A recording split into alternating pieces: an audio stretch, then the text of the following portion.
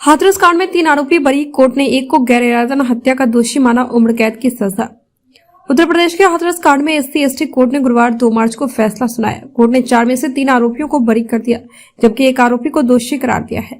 4 आरोपियों में से किसी पर भी गैंगरेप का आरोप सिद्ध नहीं हुआ है। SC/ST कोर्ट ने 3 आरोपियों लवकुश, रामू और रवि को बरी कर दिया। संदीप को कोर्ट ने गैर इरादा हत्या और SC/ST एक्ट के तहत दोषी माना है। कोर्ट ने उसे उम्र कैद की सजा सुनाई है। हालांकि प्रतिपक्ष फैसले से असंतुष्ट नजर आया। पीड़ित परिवार की वकील सीमा कुशवाहा ने कहा कि फैसले से परिवार निराश है। प्रतिपक्ष इस फैसले के खिलाफ हाईकोर्ट का रुख कर सकता है। हाथरस में 14 सितंबर 2020 को एक दलित लड़की से कथित तौर पर रेप हुआ था। इसका आरोप गांव के ही 4 युवकों पर लगा। लड़की को गंभीर हालत में अलीगढ़ रेफर किया गया। अलीगढ़ से उसे दिल्ली के सफदरगंज अस्पताल रेफर कर दिया गया। 29 सितंबर को लड़की के इलाज के दौरान मौत हो गई। पीड़िता ने इलाज के दौरान ही बयान दे दिया था। इसमें उसने 4 युवकों संदीप, रामू, लवकुश और रवि पर गैंगरेप का आरोप लगाया था। इसके आधार पर पुलिस ने चारों युवकों को गिरफ्तार कर लिया था। इस मामले में यूपी पुलिस पर तमाम तरह के सवाल भी खड़े हुए थे। आरोप था कि पुलिस ने परिवार को बिना बताए आधी रात में युवती का अंतिम संस्कार कर दिया था। यूपी पुलिस ने पोस्टमार्टम रिपोर्ट के आधार पर यह दावा भी किया था कि पीड़िता के साथ गैंगरेप हुआ ही नहीं। इसके लिए कोर्ट ने यूपी पुलिस को फटकार भी लगाई थी। यूपी की योगी सरकार ने पहले इस मामले की जांच SIT से करवाई, लेकिन जब देश भर में हल्ला मचा तो सरकार ने CBI जांच की सिफारिश कर दी। CBI ने कई बार पीड़िता के परिवार और अलीगढ़ जेल में बंद 4 आरोपियों से पूछताछ की। आरोपियों का पॉलीग्राफी टेस्ट और ब्रेन मैपिंग भी किया गया। पिछले दिनों CBI ने इस मामले में चार्जशीट दाखिल की। CBI ने इस चार्जशीट में पीड़िता के आखिरी बयान को आधार बनाया। CBI ने 4 आरोपियों के खिलाफ हत्या, गैंगरेप और SC/ST एक्ट की धाराओं में चार्जशीट दाखिल की। देखिए सर, मैं ये कहना चाहता हूँ कि जैसे कि आप सबने देखा होगा कि उसका बहन की हमारी जो डेंगलेशन थी वो भी सबके सामने था और कोर्ट में सब कुछ चला गया था, पर कोर्ट ने उसको नज़र न करते हुए तीनों को बरी कर दिया। उसको एक को आजीवन कारावास कर दिया है।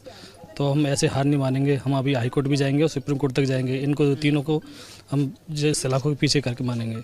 जो हमारे घर की बिटिया थी ना, अगर एक मौत हुई है तो उसके बदले में एक ही गुनहगार है। 4 उसके साथ में गुनाह नहीं कर सकते हैं। हमने खोया है तो एक को बस जेल में डाला, एक ही है गुनहगार। मैं इसमें ये कहना चाहती हूँ कि इतने सब सारे शुरू से लेकर एंड तक योगी जी का इस पे हाथ है। उन्होंने ठाकुरवादी बना के रखा है देश में, ये सब भ्रम फैला के रखा है। जाति जाति में लड़वा रहे हैं, धर्म में लड़वा रहे हैं ये लोग। ये BJP वालों ने ये धंधा बना लिया है कि किसी लड़की के साथ में कोई भी रेप हो, गैंगरेप हो, कुछ भी हो, सब साफ कर देते हैं। 2 सेकंड में साफ कर देते हैं, क्योंकि इनकी सरकार जब तक रहेगी बहू बेटियों की इज्जत ऐसे ही लुटती रहेगी। वो कभी स्वतंत्र नहीं हो सकती इस देश में, कभी नहीं। कोर्ट भी आज कोर्ट का नतीजा हमारे सामने आया तो कोर्ट हमें अब इस पे भरोसा नहीं रहा, क्योंकि आज हमारी बहन के साथ हुआ है, सबके सामने दिखाएगा तो भी उसको सब झुटका कर दिया गया। सबूतों गवाहों के होने के बावजूद भी कोर्ट ने आज वही काम किया जो नहीं करना चाहिए था। आज एक बेटी, हमारे घर की बेटी इंसाफ के लिए गुहार लगा रही है कि पूरा इंसाफ नहीं मिला, हमें पूरा इंसाफ नहीं मिला। और ये एलिगेशन लगाया गया तो मेरी तो पहली प्रायोरिटी ये थी कि इस परिवार को फॉल्सली इम्प्लीकेट करने से मैं बचाऊं। एक मेरी जीत वहां हुई कि इस परिवार को फॉल्सली इम्प्लीकेट जिस तरीके से करने की कोशिश की गई थी ऑनर किलिंग में, वो मैंने बचाया।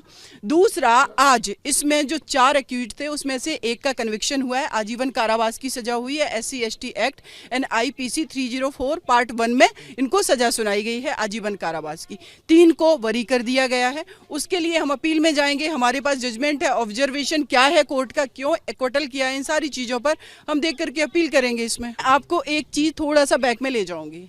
जब फोर्सफुली क्रिमेशन कर दिया गया इस बेटी का, हाथरस में जला करके रात में मिट्टी का तेल डाल के, हाई कोर्ट लखनऊ बेंच ने सोमोटो कॉग्निजेंस लिया और कॉग्निजेंस लेकर के बहुत अच्छे उन्होंने ऑब्जर्वेशन दिए।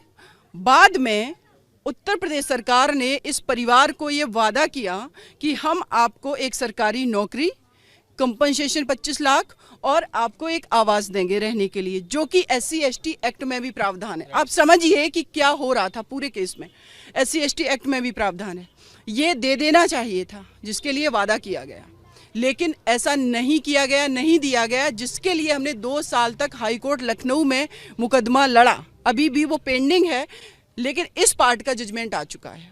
जब इसके आर्ग्यूमेंट्स हो रहे हैं तो सुप्रीम कोर्ट के additional solicitor general of India जो वहाँ पर अपीयर हो रहे, सरकार को रिप्रेजेंट कर रहे, उनका ये कहना है कि इसमें जब तक डिस्ट्रिक्ट कोर्ट से कन्विक्शन नहीं हो जाता है, वहाँ से डिसाइड नहीं हो जाता, तब तक इस परिवार को कुछ नहीं देना है। जबकि कोर्ट इसमें जजमेंट परिवार के फेवर में कर चुकी है, और ये कर चुकी है अगस्त 2022 में।